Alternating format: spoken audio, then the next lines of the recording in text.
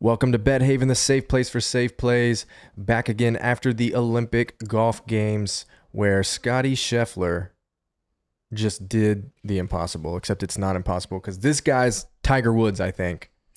Oh, say can you?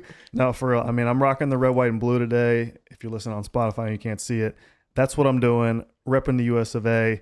I mean, he's that guy. Like he's the next Tiger now for me. I don't care what anybody says. I know he doesn't have the wins and the majors and all that stuff, but to do what he did to win the gold, it's amazing. I think we finally got some like raw emotion out of him too on the podium, watching him shed some tears. I mean, this dude is all season long. Anytime he wins, any remarks made about all the wins he's got and yada yada, he just doesn't ever really show any sign of like, I feel this, like I have feelings towards what I'm doing and this run that I'm on.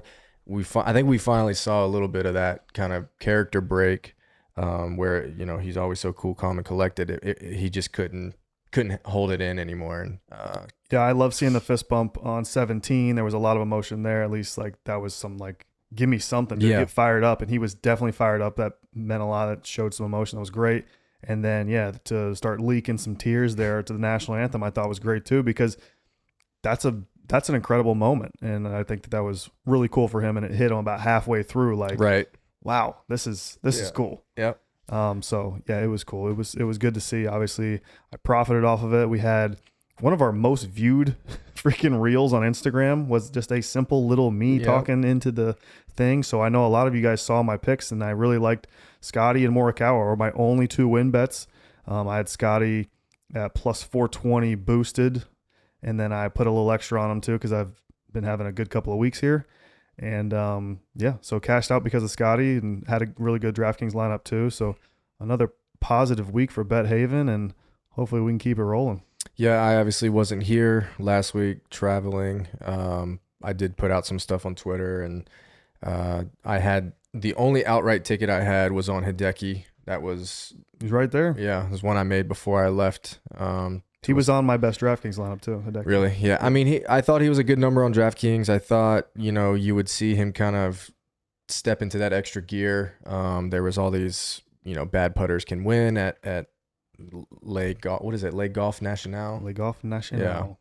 Yeah. So yeah, I'm close but no cigar with Hideki. I didn't do a ton of betting because I knew I wasn't going to be able to watch or. Yeah, the finish was amazing. I think that for me, that was the best finish of the year. I know you could probably argue the U.S. Open with Rory and Bryson, but the names at the top were amazing. The fold job by Rahm, and then Scotty from the clouds, and then you've got everybody's pulling for Tom Kim, and there was just a lot of storylines, a lot of craziness happened. Perez was rocketing up the leaderboard in his home country.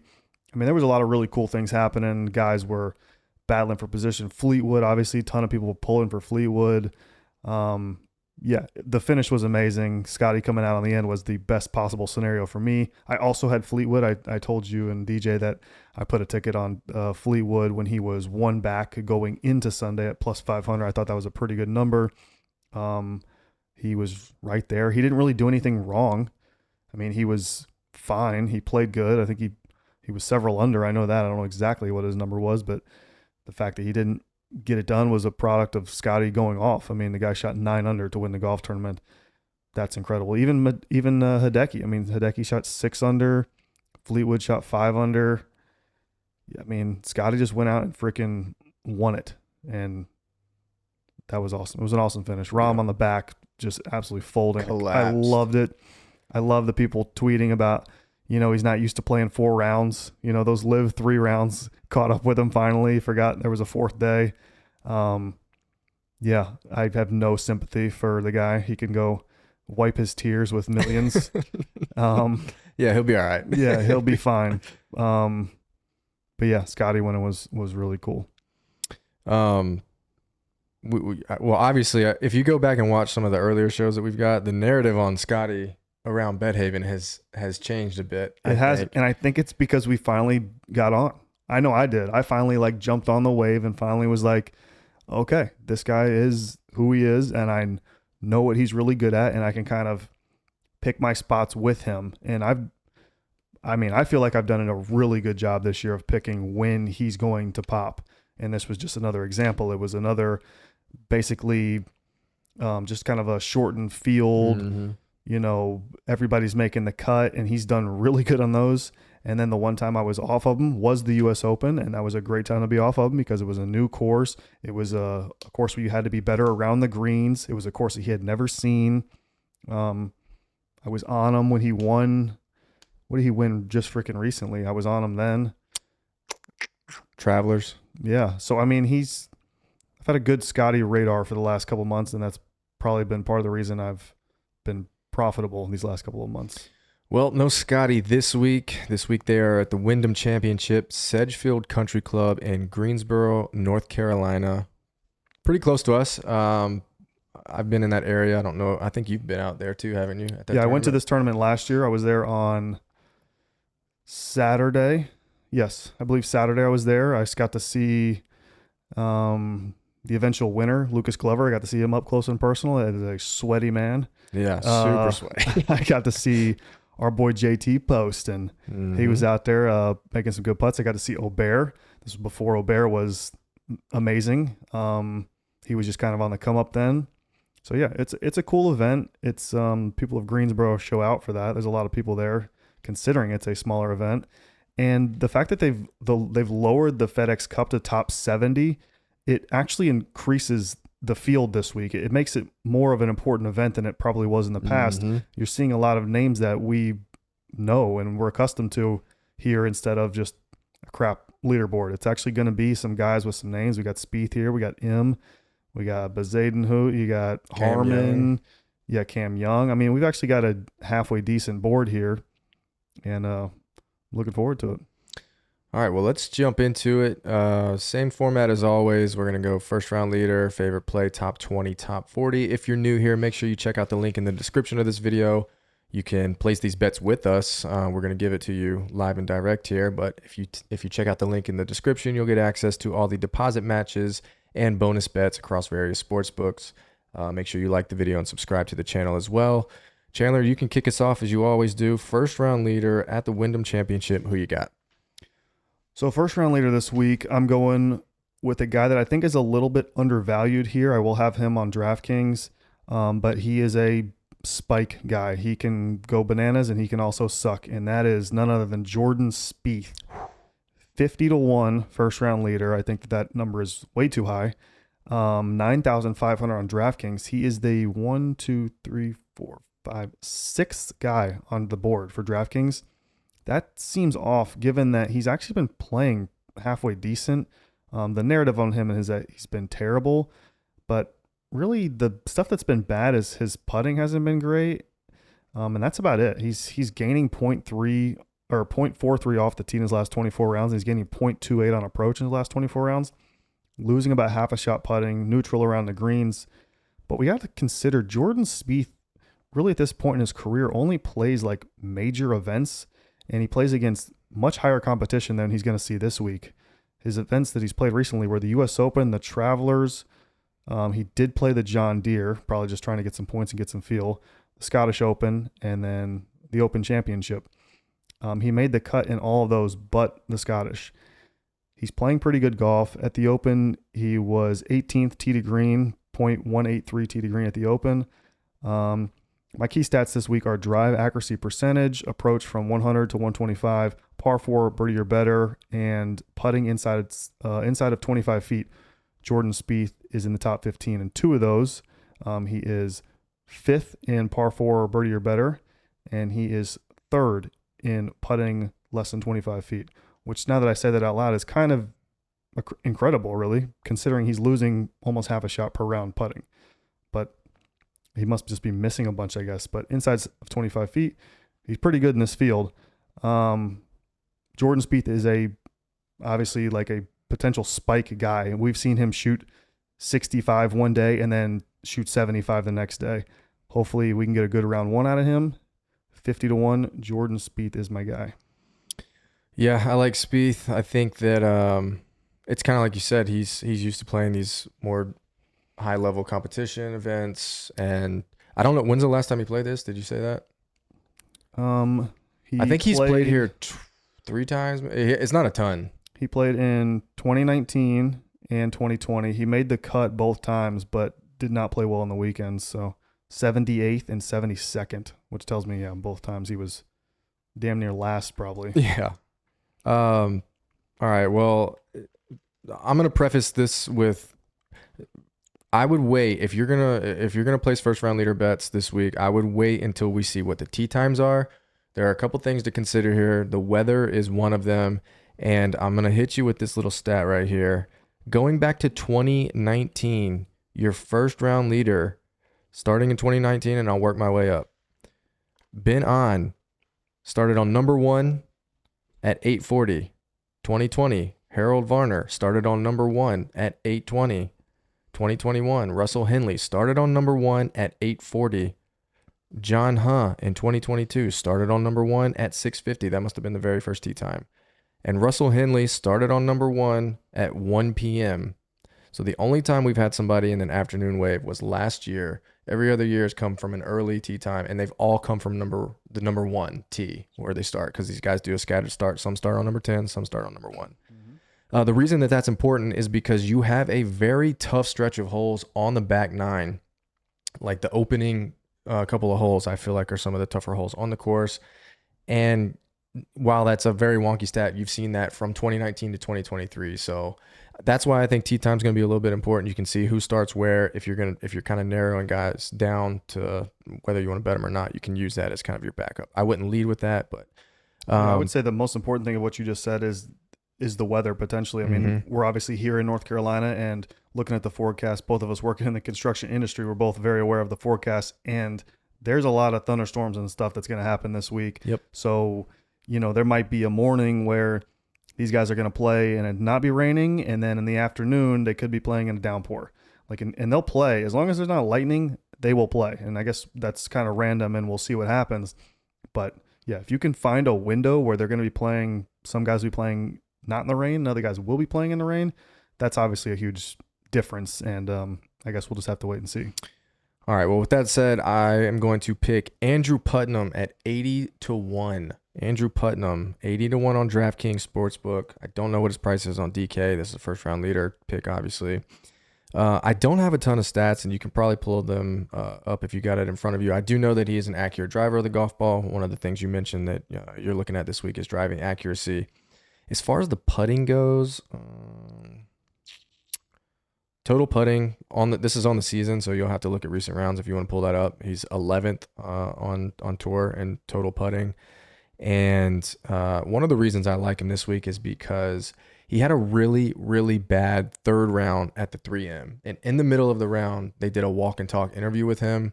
He was kind of talking about his position for the FedEx Cup and things like that. He's currently sitting at 73rd for the FedEx Cup. Now, in the middle of a horrible round, this guy's like, yeah, I just didn't have my best stuff today. I'll come out here tomorrow, maybe try it again. And he had a really, really good 4th round. That kind of shows me that, with a little bit of pressure added and the ability to talk about it and know that this is where he's at, this is where he has to be, that was a little bit of enough for me to see and hear to take the guy at 80-1, especially knowing that he does have a decent course fit. So Andrew Putnam, just to backtrack, last 24 rounds, he is a slight gainer putting, like barely gainer. Off the tee has been a problem. He's distance mainly has been a problem. Probably one of the worst. Which typically is not an issue which here. Shouldn't matter here. I guess we'll see. But I wouldn't worry about that too much. As far as his 3M stuff, he very bad round 3, shot 4 over, lost 4 strokes putting just in that round. Lost basically across the board. And then round 4 went out there and shot 5 under, gained 3 shots on approach, gained a shot and a half putting, T19 for the week. Andrew Putnam, last 2 times he's played here the last 3 years. He missed the cut in 2021 and 27th in both 2022 and 2023. 7,000 on DraftKings. I don't know. I'll have to look into it. His last 2 events, 19th and 21st. Yeah, he was not on my radar, so I'll have to well, like I said, look into that a little more. The other aspect of it, and I don't know how much you're going to talk about this on this show, but there is, playoff narrative involved in this week. Like you said, a Let me couple pull guys that up. playing that wouldn't typically be here. So Putnam is, like I said, 73rd, I believe, in current FedEx Cup standings. Yeah, I'm gonna pull that up because that is important this week, guys. Yeah. Like, there's a reason that some of the better guys are here, and it's because they're fighting for position. They're giving away so much damn money at the end of the year Mm-hmm. that the guys that are here are really trying to improve their position going into this. And there's guys fighting for their tour card, and there's all kinds of storylines here at the end of the year. This will be the last like full event basically of the year where you're getting a full field, you're getting a cut, and everything. So yeah, that's definitely a big storyline this week. But yeah, all right, I'll pull that up later because that's not working. You want me to go with my favorite play? Yeah, let's run into favorite play. So we had first round leader, just to recap. You have Spieth at what was his number? 50. 50 to 1. That's a massive number for Spieth. Yeah, And that's I think so purely too. based on recent performance, I guess. But and then I had Andrew Putnam 80 to 1. So let's go into favorite play. All right, so my favorite play this week is Alex Smalley. He's 100 to 1 to win this golf tournament. I have bet that. And he is 7,100 on DraftKings. Alex Smalley is a member at Sedgefield Golf Club. There's only two guys that I know for sure that are members here, and one is Alex Smalley, and the other is Webb Simpson. So those are both something to consider. I think that definitely matters. If you play this course often, you know these greens more than anything, I think is where it matters the most. And these are kind of tricky greens. They're championship Bermuda. You really need to know the grain in Bermuda greens. You really need to know the danger spots where not to play them. So I think that's definitely an advantage. But beyond him being a member here, he's played really well recently. He had a really rough stretch where I wasn't anywhere near him picking him. But his last event at the 3M, he played really well and showed something that I hadn't seen, and that was gaining on approach. He gained 0.79 for the week on approach, or 1.79 on approach for the week. That was 7th in the field. He lost half a shot putting, ended up finishing T12. That's enough for me. For a guy that we're going to his home track, he's starting to hit the ball better. Finally got a good result. Member at the course, 100 to 1, really low here on DraftKings, 7,100. He's kind of in that cluster of just everybody this week on DraftKings. Yeah, I'm going with super recent form, going to his home course at a massive number. I'll take a shot. Alex Smalley is my favorite play this week. I'm going to assume that he's not anywhere in that bubble for the FedEx standings, but I know you were having trouble pulling it up here, but if you want to take a look. Yeah, let me look. See if you can find it now. But Andrew, just to confirm, Andrew Putnam is 73rd. A couple notables right around the cusp here of top 70. You got Victor Perez at 71, Davis Riley 72, Putnam 73, Kurt Kitayama 74. So some guys that are in the field this week, obviously Keith Mitchell 79, Højgaard 80.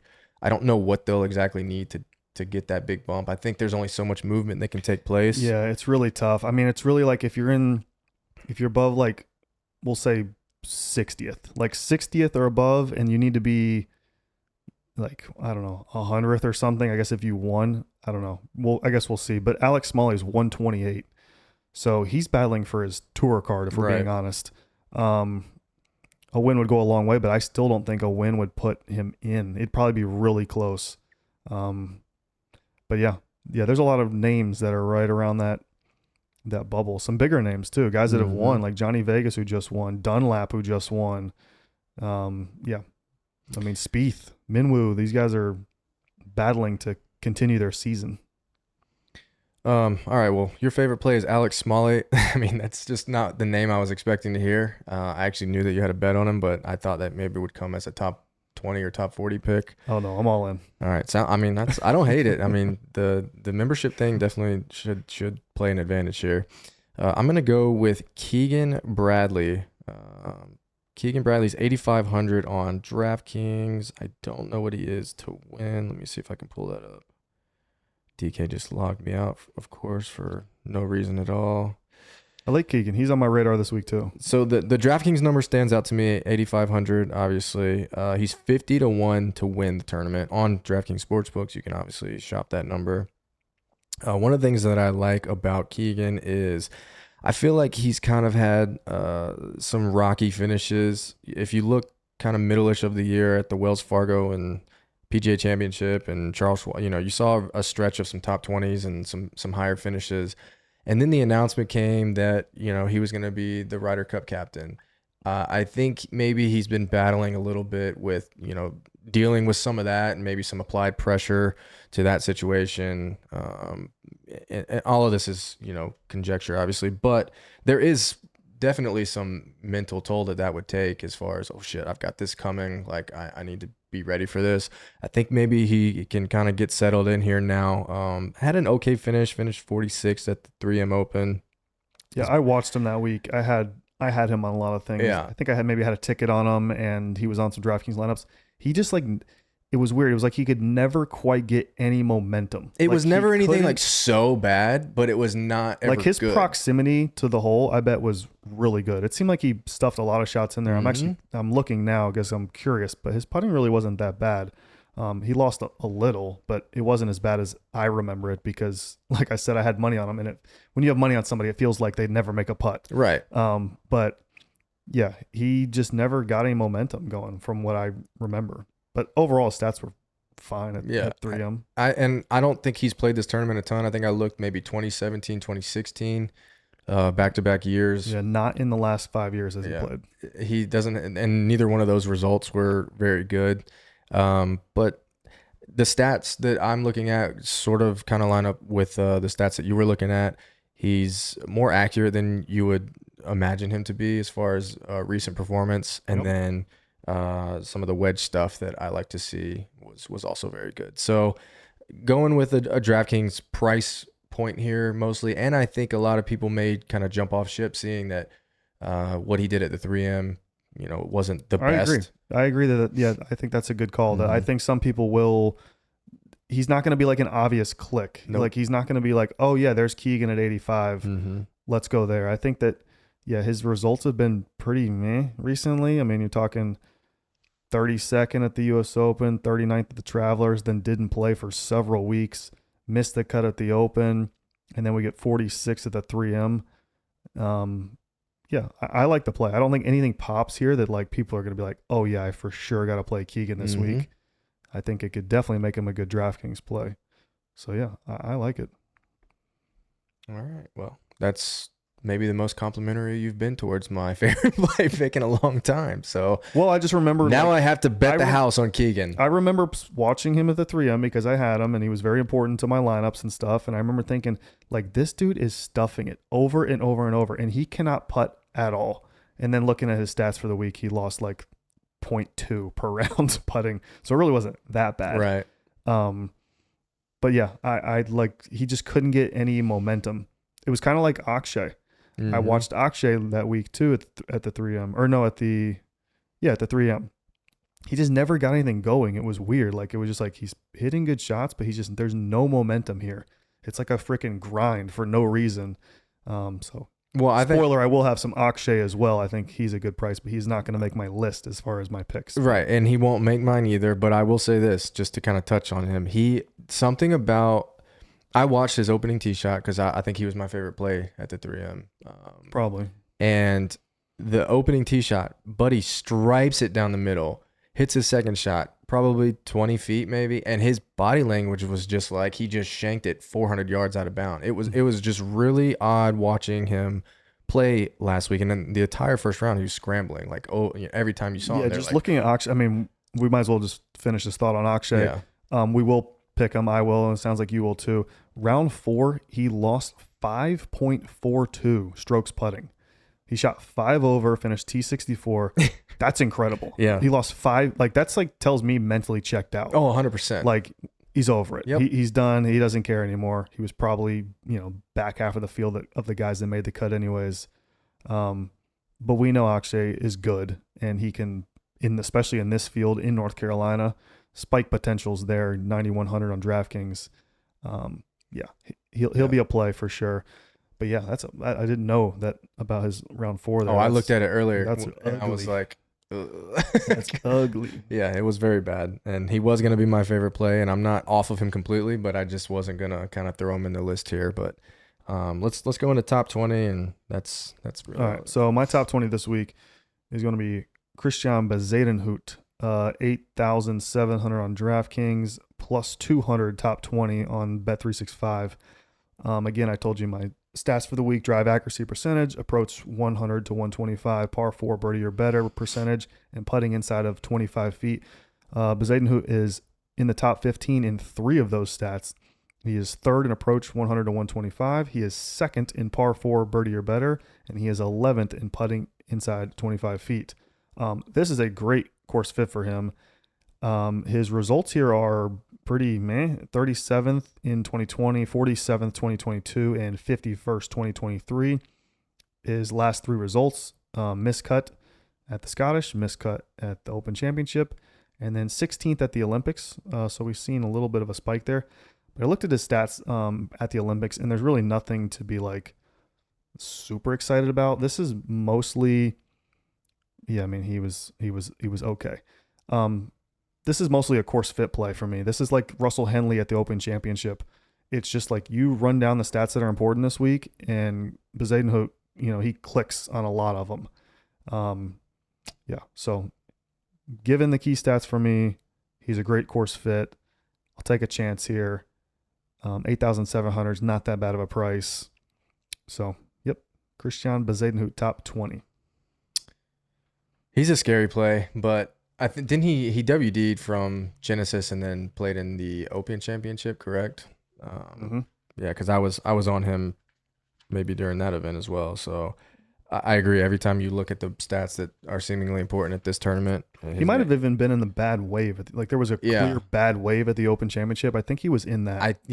I just remember thinking like it's kind of similar situation. Like the stats line up for what should and shouldn't be good here, and it didn't pan out. But all right, top 20 for me. I'm going to pick somebody that maybe is not such a great course fit, but has better like numbers than you would think in certain stats that might apply here. And it's going to be Nicolai Højgaard. Højgaard is a masher of the ball off the tee. Not a super accurate guy, but driving distance, I'm sure he's up there. As far as the top 20 goes, let's see here. Højgaard is plus 250 on DraftKings Sportsbook. I'm sure that number is higher somewhere else. Just pulling up DK because that's what I'm logged into. He just had a decent run at the Olympics here. He was on my team. He was on my team on the winning team. Yeah, that won 400. He was part of the team. He was a pretty good price on DraftKings for the Olympics, if I remember correctly. Yeah, 7,700. Yeah, as far as the guys that were in that kind of number, he was the better of them. Mm-hmm. But I looked at his stats from what he did at the Olympics, and I want to say like his putting, maybe round 4 putting or something like that, kind of struck out to me. But again, I'm looking at talent here. He's sitting at like 80th on the FedEx Cup standings, and I think that everybody talks about where he should and shouldn't play well, and he kind of does the reverse at times. Like courses that you think are longer and driving accuracy is less important, like he should play well here and he doesn't. And then you see courses that do require a little bit of accuracy and he can play well there. So I think coming off the Olympics and the performance he had there, do you know what he finished? Finished 7th. So, yeah, a 7th place finish at the Olympics is going to do something for somebody. I don't care who it is. Yeah, and he honestly probably should have finished higher given the weekend. He played really well. Round 3 and round 4 were his good weeks. 3 under final day. Lost 1.31 putting, gained everywhere else. Yeah, he was right in the mix, and obviously he was one of the guys I was cheering for. But yeah, didn't have that great of a round 1 and round 2, looking at his stats. But for the event, he gained everywhere except for putting. He was barely lost. Okay, so it was a spike round 4 in every other category. Yeah. And round 3 was really good too. But again, he never had a spike putting day. He either had like slight gainer days or like the last day he lost 1.31. So his event average, he would have, he gained across the board except for putting. He was probably one of the higher strokes gained tee to green guys in the field. So yeah, I could see it. I guess the only thing we have to worry about is, he was 4th in strokes gained tee to green average for the week Mm. in the tournament. So it's one of those deals where we kind of talked about it for the 3M, where they're coming from the Open Championship to the 3M. What's the toll? What can your body handle? We saw Billy Ho withdraw because he got sick. Like, what can you handle? Do we think that this is a week where we have to worry about that again? I feel like if he wasn't on the cusp of the FedEx standings, then if he was completely out of it, I would say, yeah, that's probably a thing to worry about. But if he doesn't play this tournament, he's got absolutely no shot. He's in like 80th. And I think a 80th. good finish, I don't know if he needs a win, but I think a good finish gives him at least a chance to get in. Yeah, he probably doesn't need to win, but he probably for sure needs like a top 10. But yeah, I'm just thinking, like, what is the physical toll? There's multiple guys here that are doing what he's doing as far as going from the Olympics to Greensboro, Paris to Greensboro. We got Lowry. Who else? We got Bezadenhout, Højgaard. Yeah, EVR. I'm sure there's even some more. Was Kitayama in the Olympics? No. Taylor. Oh, he's American. Yeah. Kitayama's U.S. Wow, dude. I mean, come on. Rio. There's a handful of guys here. Then I just don't know.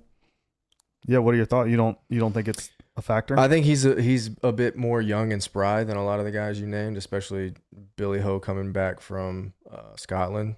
But yeah, again, if I thought that there was any chance of him WDing because he's like too tired or whatever, or had to fake an injury like Billy or whatever happened to Billy. I love that Billy did that week because I didn't have any of them. I don't think you did either.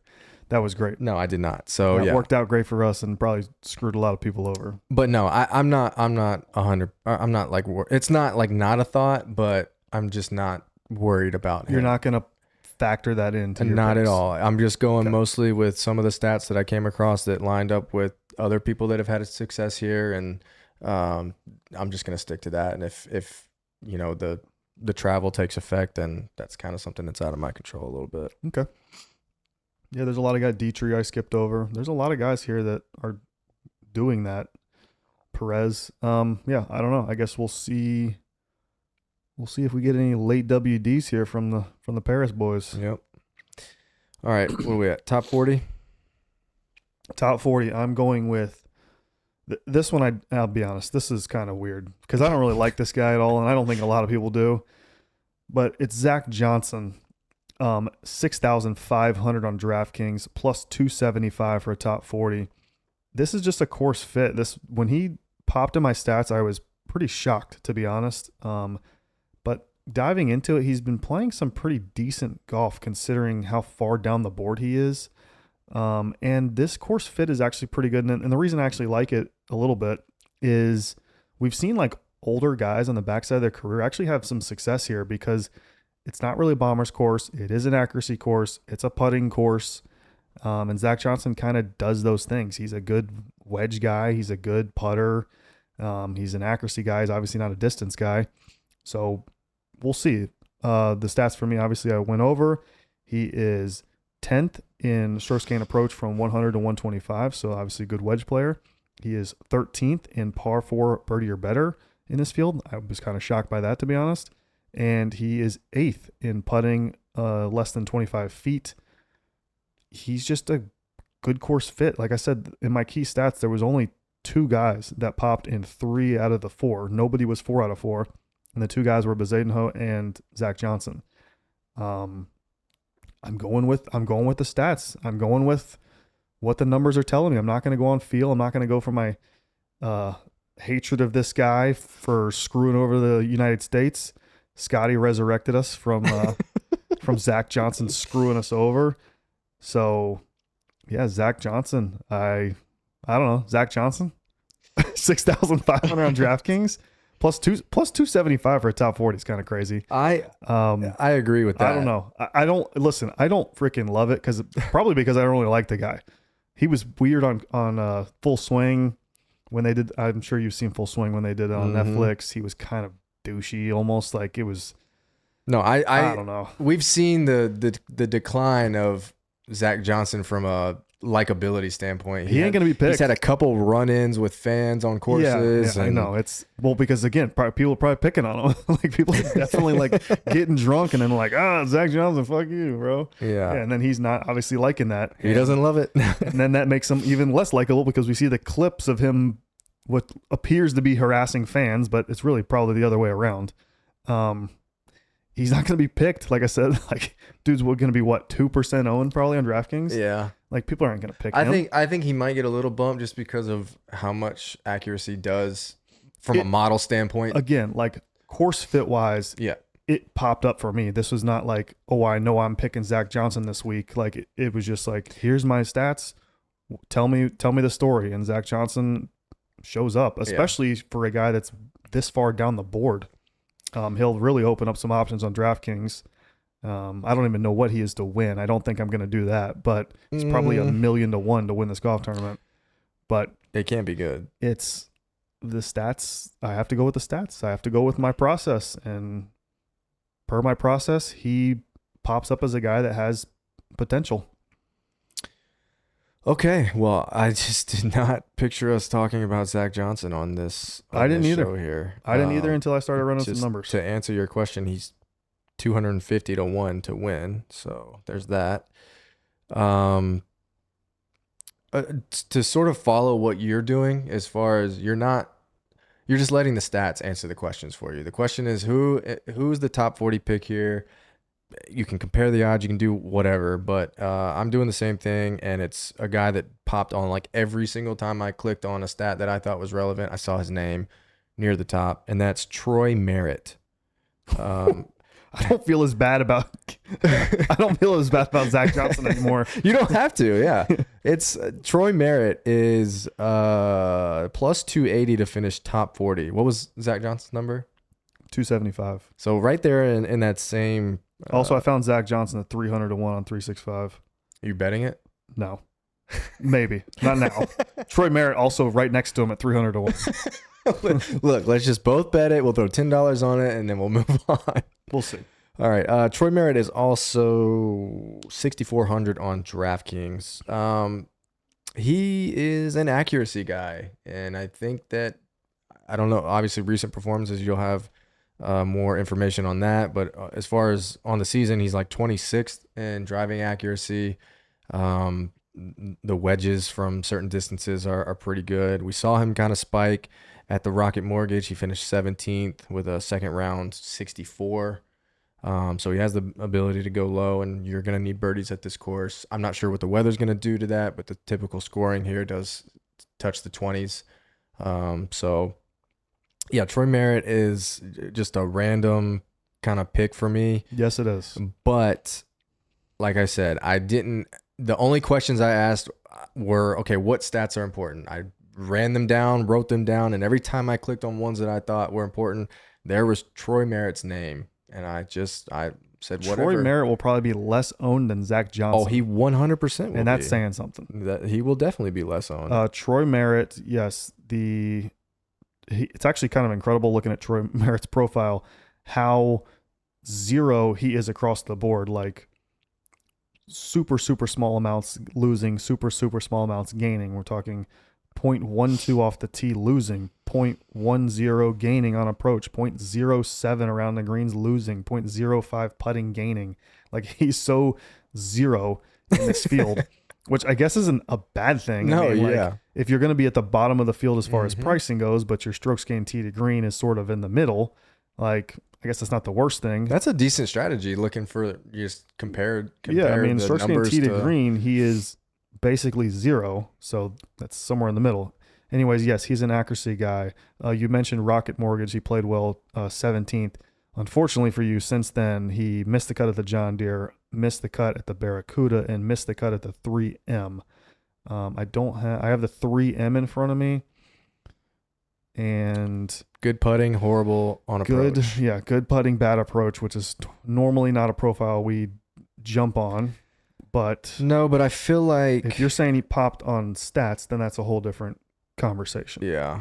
58th in this tournament last year. 58th. Yep. Yeah, and I think he's played here a couple times. Let's see. Yeah, he's only missed the cut twice here out of 1, 2, 3, 4, 5, 6, 7, 8 appearances. He's 6 for 8 on cuts made. So a little bit better profile to John Deere. Gained a point. He missed the cut there, but 0.67 gained on approach. Lost 1.25 putting. That's a better profile for me. But yeah, he's way down the board. If you have to come down here to take a flyer on somebody, I don't hate it. I don't love it, but I don't hate it. But that's kind of like Zach Johnson. I don't love it, but I don't hate it. Well, you can straddle up Zach Johnson and ride him off into the sunset. I will say at least with Zach Johnson, for me, you're getting a good putter. Like he is in this field, he's a very good putter. What? Okay, I identify that as far as like what number are you looking at? Well, last 24 rounds, he's gaining 0.54 strokes gained putting. Gotcha. So he's better than a lot of these guys putting. That probably puts him in the top. Yeah, he's in the top 20. Like I said, he's 8th in putting less than 25 feet for the season. And then in the last 24 rounds, he's again probably 15th or so putting. Yeah, and we know that this course is a putting course. That is a big part of what you're going to have going for you this week to win this golf tournament, to make the cut, to do well. Obviously, you're going to have to make some putts, because this isn't a classic John Rahm when he quoted, it's a freaking putting contest. This isn't necessarily a putting contest, but it's definitely a big part of the formula for success here. Yeah, I mean, Merritt's got like some stats that are putting related. Like, it's so weird because you hear about bad putters, but then you can find like little stats within someone who has a bad putting profile. Like Troy Merritt's. Well, Jordan Spieth, like freaking what I saw, Jordan Spieth, like he's not gaining putting, he's losing. But then I looked at for 2024, again, this is last 24 rounds, so that might have something to do with it. Mm-hmm. But for the season, Jordan Spieth is 3rd in this field, putting less than 25 feet. That's kind of shocking given that he's losing in his last 24 rounds almost half a shot per round putting.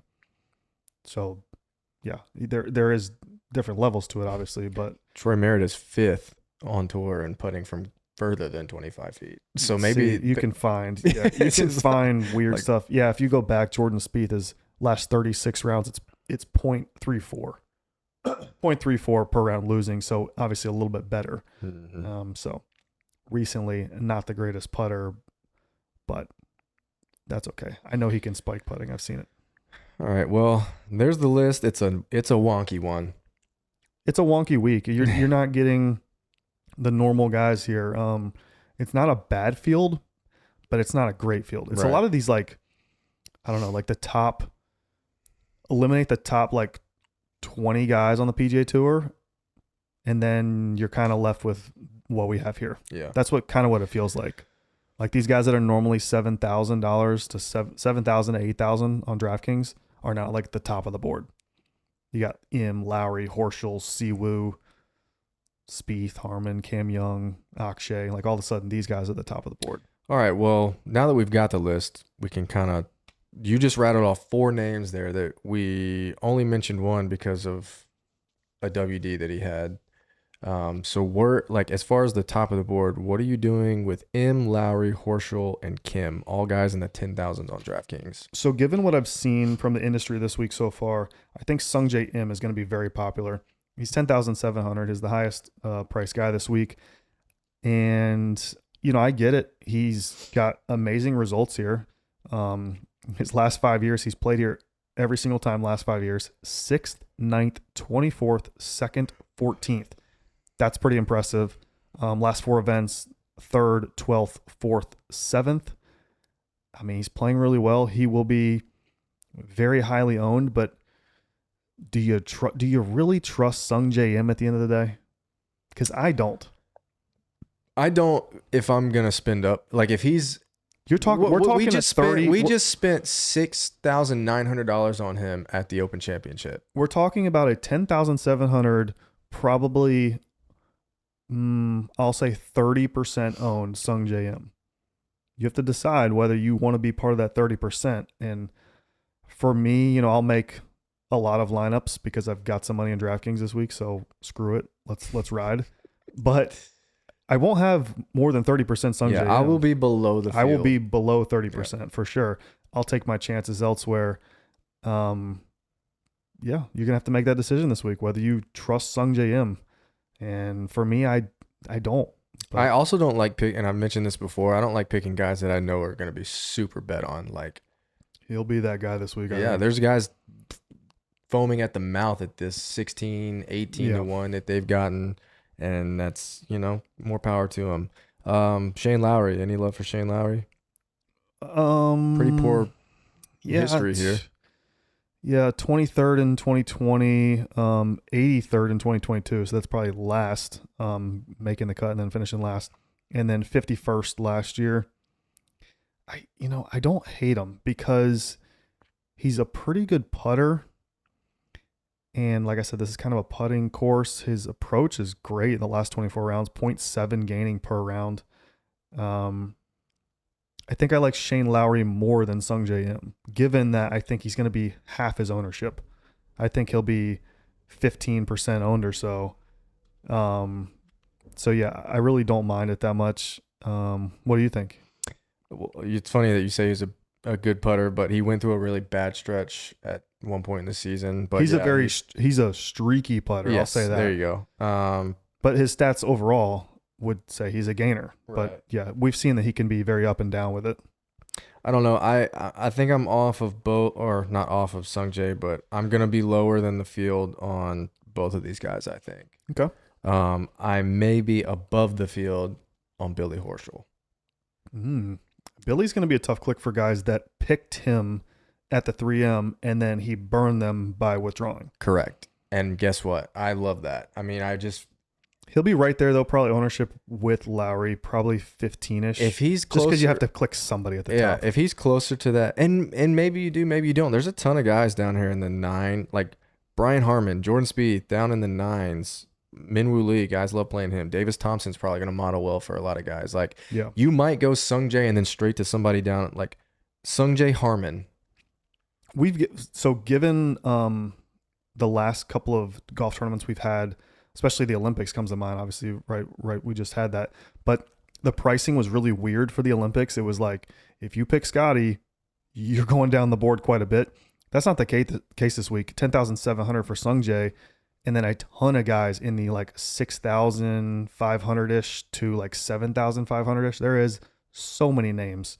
So it's really not that hard to get to the top of the board this week. That's why I think Sung Jae will be like through the roof owned. And then, yeah, no matter whether people like really love Shane Lowry or Billy Horschel, they'll still be picked because people are going to have the money to do it. So still expect those guys to be 15-ish% owned. But yeah, Shane Lowry, I actually like Shane Lowry probably the most out of those. Probably the most. What about Siwoo? He's okay. I don't know. He's got pretty good results here. Starting in 2019, Siwoo's played this tournament in the last 5 years. 5th, 3rd, 2nd, miscut, 33rd. That's pretty strong course history.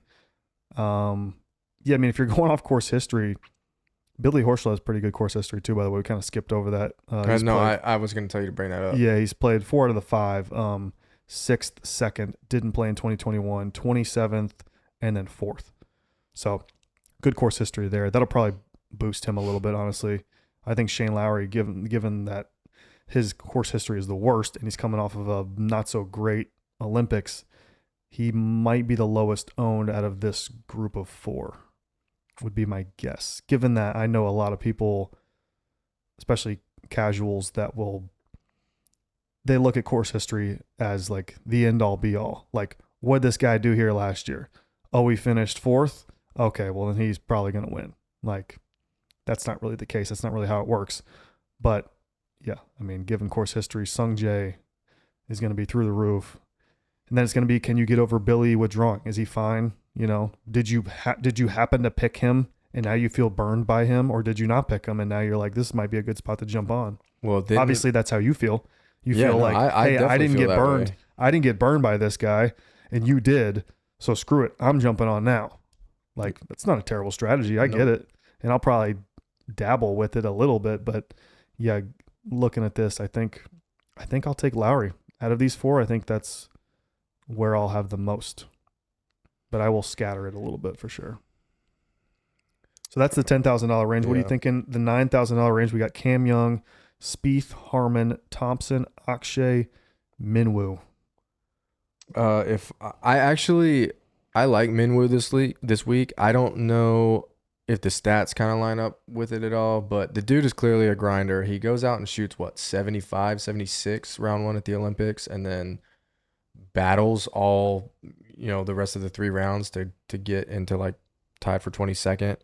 Had one of the worst rounds on the course as far as the opening round one, but Yeah, that was ugly. he's a distance guy and he's a putting guy. So it's like if he could do the in between He is a putting guy. and not get crazy loose off the tee, then he can win this tournament. And he's not your prototypical like model of golfer that would win this tournament, but I could absolutely see him doing it. And there's a ton of guys on Twitter like they're just talking like, what does Minwoo lead this? Like every time he's on the board, he's 30-1, 25-1, whatever, and he's really done nothing. He's like the most overhyped PGA player right now, and Well, it might be the case, but yeah, the interesting thing that jumps out to me about this $9,000 range is you're not getting anybody in this $9,000 range with great course history. Like you are in the $10,000 range, but the $9,000 range, you're what not. about Harmon? What's Harmon done here? Harmon, if you go back a ways, he had a 6th place in 2019, 2020, 27th, 2021 missed cut, 2022, 71st, and then didn't play last year. But that's not really great. No, I mean, that's okay, I guess. Thompson finished 22nd. in his lone appearance here. Yeah, he finished 22nd last year. No, he played in 2021 and missed the cut. Was he an amateur then? I thought he was. Maybe. I'm not sure. Yeah, Akshay has missed the cut here three times, 2020, 2021. Which and is kind of interesting. 23. Yeah, missed cut each time. Minwoo has not played here. Yeah, not much course history to go on with any of these guys. I think it's going to kind of just be a feel thing. Obviously, I've told you that I will play Jordan Spieth. I'll take a chance. And just hope that the real Jordan Spieth shows up. And I guess we'll see. Cam Young. That's the thumbnail this week. It's going to be Jordan Spieth, but on Marshall Mathers' face. Bingo. Will the real Jordan Spieth please stand up? Show up. Cam Young, like, we got no course history here. I just can't. If I was going to pick Cam Young, it would be first round leader. Okay. That would be like the extent. I'm not going to have him on DraftKings. I'm not going to have any bets on him. But if I were to pick him, I don't know what the number is, but I could see him coming out and firing. It's probably like 50. He's probably like right there with Spieth. Yeah. I could see him come out and firing like a 63 or a 62 to just. He's got that First round potential in leader. him, but he's also got the other way. He's He's got an 82. him and Spieth are kind of similar in that, but I trust Spieth more for some reason. I don't know. Harmon, that's a guy you can trust. I'm not interested. You can trust Brian Harmon. You cannot trust You Brian. can. I can trust him. You could maybe trust him to make the cut. Hey, that's something. Yeah. Davis Thompson. I think he might model well for some people. He typically models well like every week, it seems like. Well, yeah, and he might be that guy. He's got. Honestly, if you look at what he did before that he went up to Scotland, it's like you should pick him. You should 100% pick him. But I think I'm gonna go to Minwoo and just hope that the ownership is lower. What about Akshay? I'll have some Akshay. I'll be above the field on Minwoo. I'll probably match the field on Akshay. I think my guys in this range are gonna be Spieth, Harmon, Akshay, with a little bit of Davis Thompson. I just don't know if I can do it with Minwoo. I don't know. I'll have to look into. He's risky. He's not the safe play, and you can be the safe play this week. I'll have to. You can hold down the fort for the safe place. I'll have to look a little bit deeper into that one. All right, now we're gonna keep creeping down. We might as well just. We don't have to talk about everybody, but no, not that the top of the board is important because you're going to end up there at some point. So Cam Davis is on a decent run of finishes here. Maybe, I don't know. Probably won't play him. Aaron Rye, I think people might have forgotten a little bit about what he was doing because we haven't seen him in a while. I'll probably sprinkle him. I'm gonna have to. He does line up as far as some of the stats that I was looking at. Your boy Bezuidenhout is priced way up this week. I mean, Great course fit. big time price up here. He has not been this high since the Charles Schwab Challenge, which I would say the field is significantly worse. Yeah. And then other than that, he's only, he was 10,500. Oh, that was a DP World Tour event. Yeah, I mean, that's big price up. Are you going to get to him at 8.7 after the last couple of weeks? He's been 6.2, 7.4, 7.5, 6.6, 7.3. Yeah. I'm there on Bez, just based off of course fit, and he was one of the best guys in the stats for me this week. Yeah, I will be getting there. As far as Cam Davis goes, I don't know. Probably not. He doesn't putt well enough for me. So I don't think I'll get there. Aaron Rye, freaking wild card, dude. I have no clue on Aaron Rye. It's like he was a bad putter, and then all of a sudden he started putting super well and doing everything else kind of middle-ish compared to what he was doing before. So it's like, is he going to sync it up this week? And I think there's a chance that he could. I mean, yeah, maybe. I don't know. I'll have to the look question is, can you see Aaron Rye? Like, this tournament, it's kind of you're not going to get a nobody winning it. No, you've had one of those, and it was Jim Herman in like 2020. Yeah, this will be whoever wins this golf tournament. It's kind of weird. Whoever wins this golf tournament afterwards will be like, you know what? That makes sense. Yeah. It'll be somebody that's like right on that fringe that you're like, yeah, he's good. And they've shown a flash of something. It'll be, yeah, exactly. It'll be somebody like we know is good, but we don't know like how good or can they kind of win if they don't usually win. I think that could be Bez, honestly. Like, that makes a lot of sense for me. True. Keegan makes sense too. There's a ton of guys in that range, obviously, this week that are like, yeah, they're good, but I don't know like really how good. Yeah, and we've named several of them, but Keegan, obviously, 8,500 I'll play. He will probably be the most owned for me in this price range. Yeah, that makes sense to me. I think I'll get there too. Clanton, what do you think? I'm not ready yet. Clanton's like Rye to me, like freaking wild card. He missed the cut at the 3M, was great before that. 10th at Rocket Mortgage, 2nd at John Deere, 3M. Let's do a quick look on Clanton because I'm curious now. His will be projected ownership based for me. Like, if people are hopping off of him immediately because of what he did at the 3M, maybe I'll have to sprinkle him in. Pretty good stat profile. He gained 0.87 on approach, neutral putter, and lost a lot around the greens. Minus 1.46 lost around the green. 1 over for the week.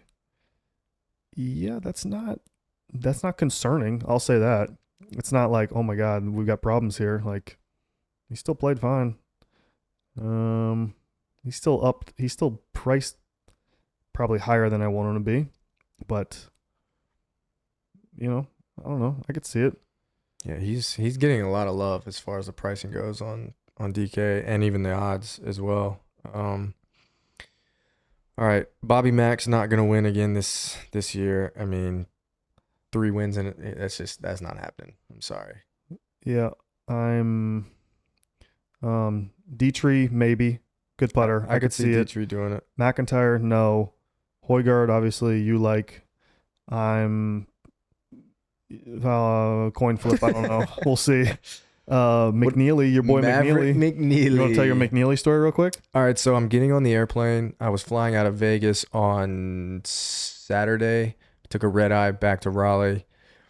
I'm walking on the airplane, and I see a guy sitting in first class. I'm like, I know who that is. But it was almost midnight my time that I was staying in. I traveled time zones from where I was staying to the airport. So it was midnight in the time I was staying in, which means it was 2 a.m. here. And it just didn't click to me until I sat down and I was like, I think that's Maverick McNeely.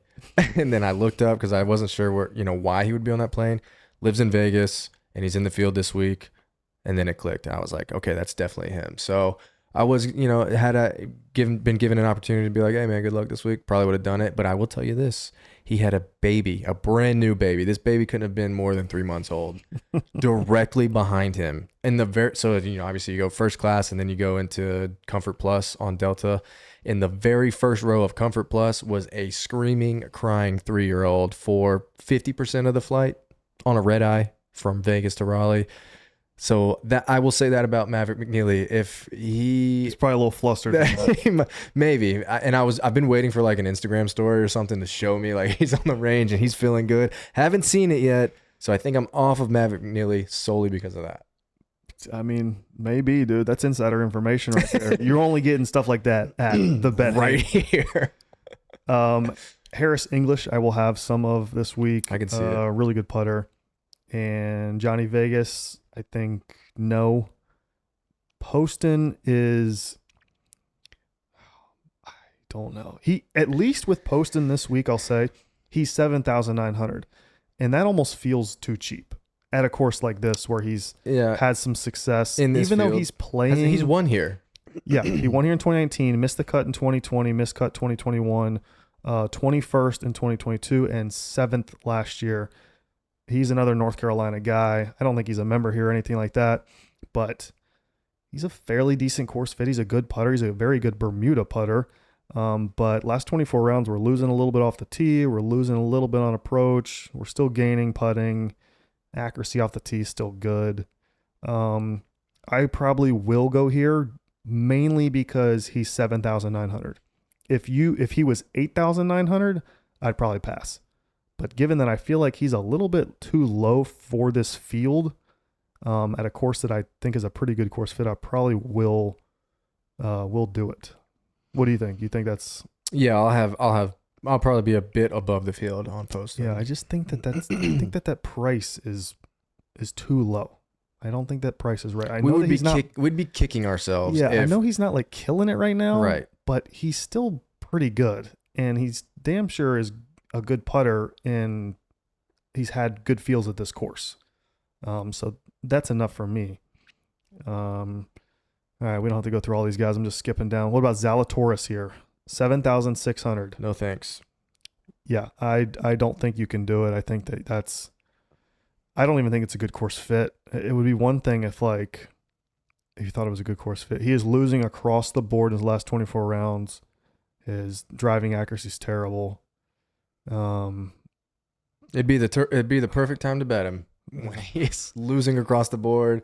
Yeah. Nobody's gonna pick him. Miscut at the U.S. Open, 42nd Travelers, miscut at the Rocket Mortgage, miscut at the Scottish Open, miscut at the Open Championship. They also priced him up a little bit this week. So it's probably because 29th here in 2021 and 21st here in 2022 did not play here last year. He's a Wake Forest guy too, right? Yep, Wake Forest. So not too far down the road, but he just.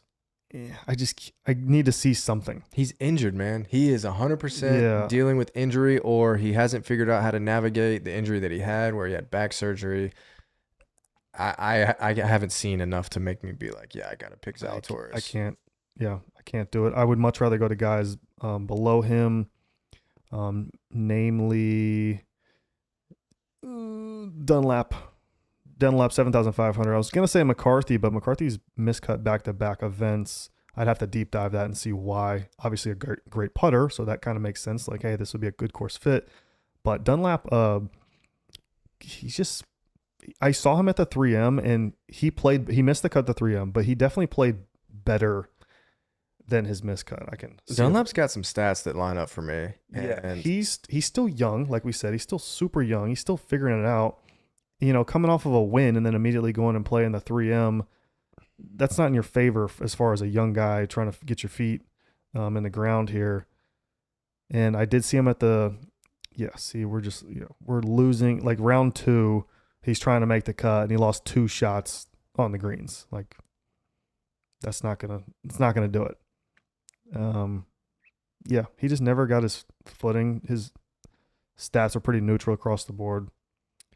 Yeah, I don't know. I think that's, if nothing else, you're going to discount. I mean, for a guy who's won twice this year, he's 7,500. So if you look around him, like the guys around him, it doesn't make sense why he's in that price range. Also, side note, he finished 10th at the Rocket Mortgage Bermuda greens.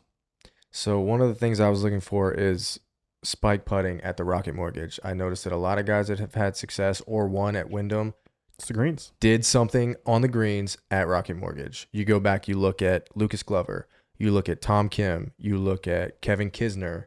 Some of these guys that had success here, they spiked, especially putting on the greens at Rocket Mortgage. Yep. We need to, honestly, we probably should. We'll do this not on the show, but for you guys watching, look for who putted well at the Open or the US Open, because those were Bermuda greens at Pinehurst, and then look who putted well at the Rocket Mortgage. And if you can find a correlation there, that would be something worth playing. They obviously feel comfortable on Bermuda greens. Reading grain and everything like that is pretty important.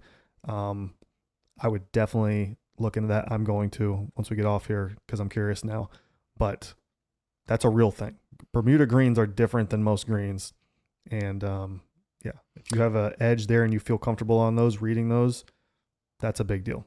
One little last tidbit about Nick Dunlap. He's currently 66th in the FedEx Cup standings. He's gonna be fighting for his life. So I think he plays well this week. All right, well, let's wrap this up. Let's anybody kind of at the bottom that you're paying attention to. You got Kuchar at 7,300, just came off of a third place finish at the 3M where he was a fucking tee to green monster, man. There's nothing else to say about it. Matt Kuchar from tee to green at 3M was like Scheffler-esque. Yeah, so and then couldn't putt. Just real quick, Lucas Glover won here last year. I will not be going back to Lucas Glover. He's got issues right now. He's not playing nearly as good, so I won't be going there.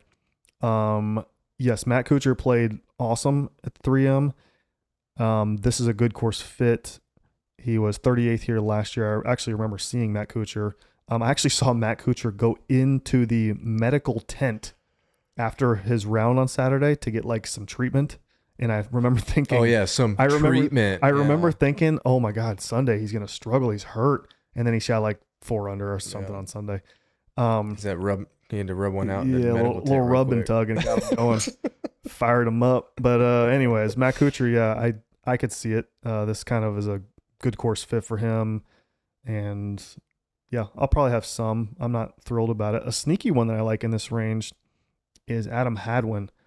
Adam Hadwin this feels too cheap. I know he's coming off of back-to-back missed cuts, but he's still Adam Hadwin. He's still like an accuracy, good putter, good golfer all around. I could 100% see him win this tournament. I could feel like he's better than 7,200 is my main point, and I'll probably end up having some there.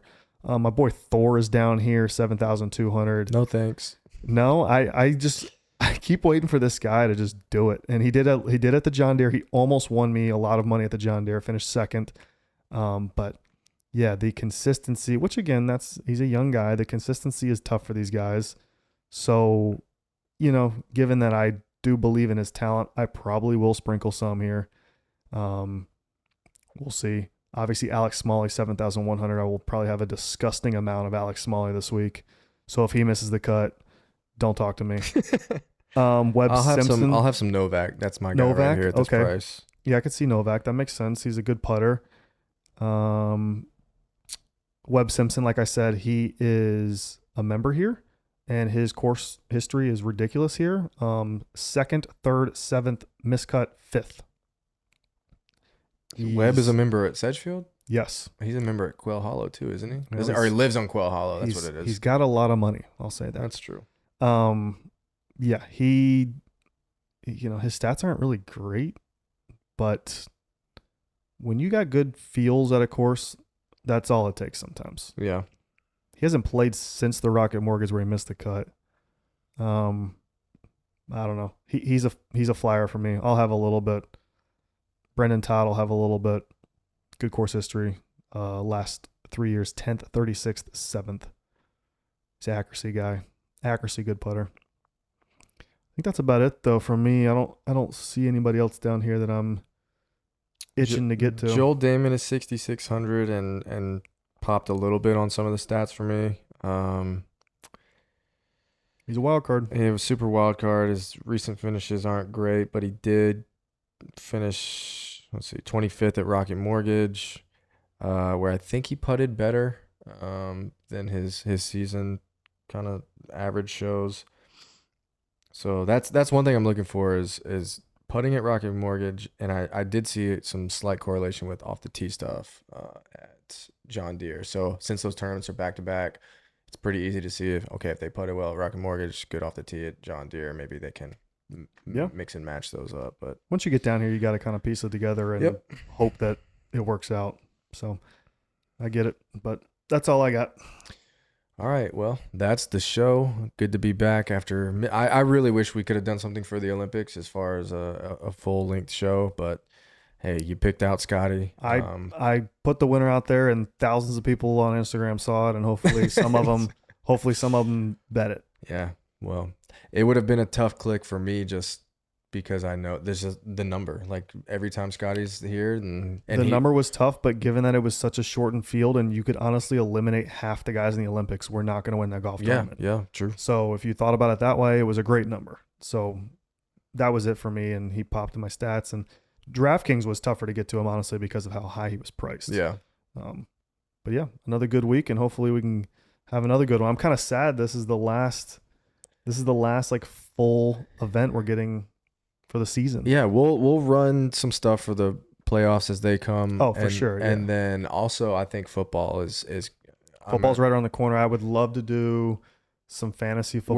We're gonna do some we're gonna do even some college picks would be fun. We'll see. Yeah, you can handle that. I'd love it. I'll come over here. What we'll do is maybe I'll come over here and I'll do like a little short show or something. But we will do something similar to what we've got going on right now. We'll find a way to integrate NFL into it, and we'll do it that way. But keep it rolling.